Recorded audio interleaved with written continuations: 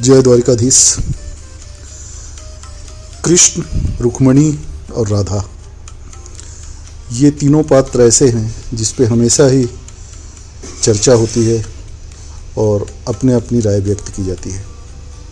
आइए एक ऐसा ही एक प्रसंग यहाँ भी हम सुनते हैं, जब प्रेम और परिणय मिले, राधा और रुक्मणी का महामिलन।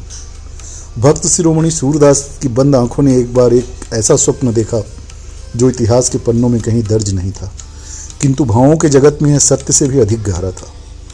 स्वप्न में द्वारिका की महारानी रुक्मणी और वृंदावन की अधिष्ठात्री अधीश्वरी राधिका का मिलन हुआ। कल्पना कीजिए उस क्षण की, एक तरफ महलों का तेज, दूसरी तरफ ब्रज की मिट्टी की सौंधी महक। दोनों एक दूसरे को देख रहे हैं और देखते ही एक दूसरे पर न्यौछावर हुए जा रही हैं।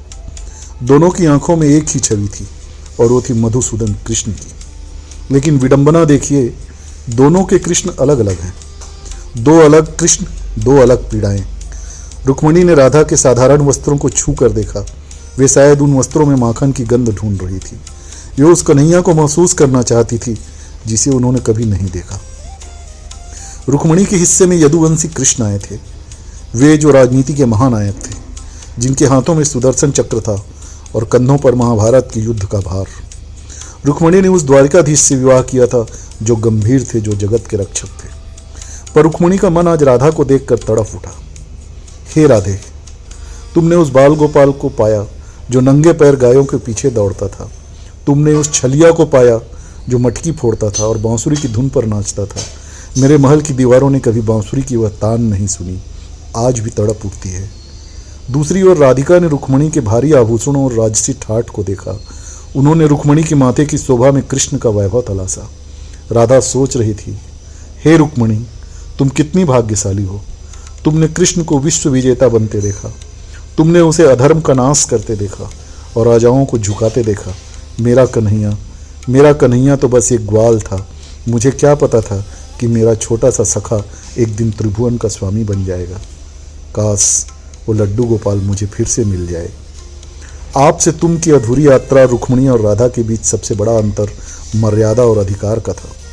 रुक्मणी पत्नी थी, पटरानी थी। उनका संबंध विधि विधान और मंत्रोच्चार के बीच जुड़ा हुआ था।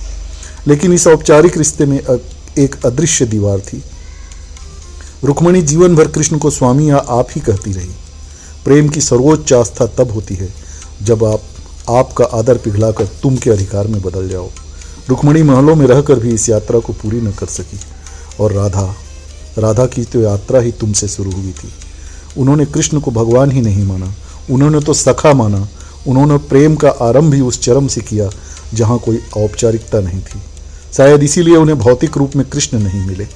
जिसने पहले ही परमात्मा को अपना मान लिया हो, उसे विवाह के बंधन की भला क्या आवश्यकता। संसार का नियम बड़ा विचित्र है। रुक्मणी ने कृष्ण को पाया, विवाह किया, साथ रही, फिर भी इतिहास उन्हें रुक्मणी कृष्ण के नाम से कम ही पुकारता है।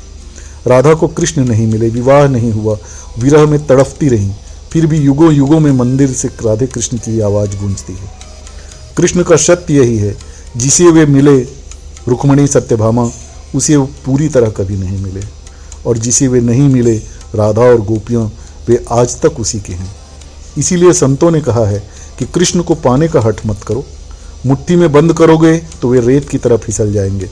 बस प्रेम करके हाथ खोल दो, वे सदैव तुम्हारी हथेली पर हमेशा के लिए चिपक जाएंगे। अंत में दोनों देवियां इस सत्य पर मौन हो गईं कि पूर्णता तो किसी को नहीं मिली, कुछ न कुछ तो सबका ही छूट जाता है। परंतु सबसे अधिक यदि किसी का कुछ छूटा तो वे स्वयं कृष्ण थे। जरा उनके जीवन को देखिए। जन्मे तो माँ बाप देवकी और वसुदेव छूट गए, थोड़े बड़े हुए तो गोकुल नंद और यशोदा छूट गए, जवानी की दहलीज पर आए तो राधा और सखा छूट गए, मथुरा भी छूटी, द्वारिका बसानी पड़ी, अंत में अपना वंश और अपनी द्वारिका भी डूबती देखनी पड़ी। कृष्ण का पूरा जीवन त्याग की एक लंबी गाथा है। पर क्या आपने कभी कृष्ण को रोते देखा? शायद नहीं। वे कुरुक्षेत्र के रण में भी मुस्कुराते हैं और जलती द्वारिका के बीच भी शांत बैठकर बंसी बजाते हैं। हमारी आज की पीढ़ी जो छोटी सी नौकरी, कोई वस्तु या किसी व्यक्ति के छूट जाने पर डिप्रेशन या अवसाद में चली जाती है, उसे कृष्ण को अपना गुरु मानना चाहिए।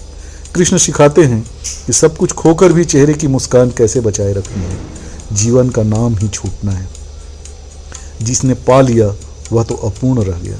जो इस सत्य को स्वीकार कर ले और फिर भी आनंद में रहे, वही असली कृष्ण भक्त है। सचमुच महागुरु है मेरा कन्हैया। सबको ज्ञान देता है, भले ही खुद कितनी भी तकलीफ में हो। और बस राधा और रुक्मणी एक ही छवि अपने मन में बसाए एक दूसरे से विदा हो जाती हैं अपने अपने कृष्ण को लेकर।